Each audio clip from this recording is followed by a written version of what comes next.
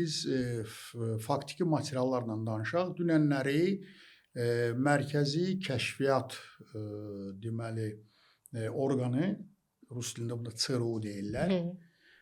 Amerikanın deməli öz və buna inanmaq lazımdır. Ona görə ki, dünyada ən güclü kəşfiyyat idarəsidir. Bunların məlumatına görə İranın bu günləri iqtisadi durumu hələ ki 2 ay deyək ki, İran buna dözə biləcək. Düzdür, İran özü deyir, lazım olsa 6-7 ayda dözə bilərəm. Yəni orada da deməli onların siyasi liderləri çıxış eləyir və deyir.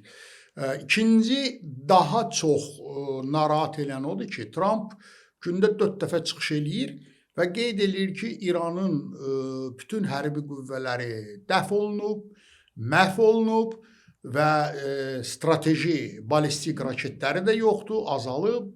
Cürbəcür rəqəmlər deyir. 20%, 22%, 15%. Hər dəfə çıxış eləyəndə bəzi rəqəmləri də bilməm. Bəlkə yadında saxlaya bilmir, bəlkə də bilərəkdən belə çaşdırır. Amma Mərkəzi Kəşfiyyat İdarənin məlumatına görə bu günləri İranın müharibədən qabaq 70%-ə qədər strateji balistik raketləri mövcuddur.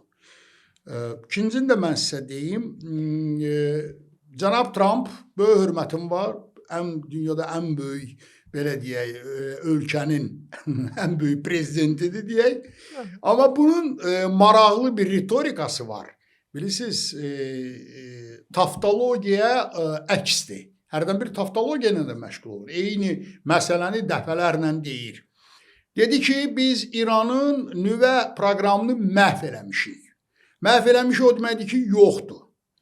İndi də hər dəfə də deyir ki, bizim birisidə 3 əsas tələbi var.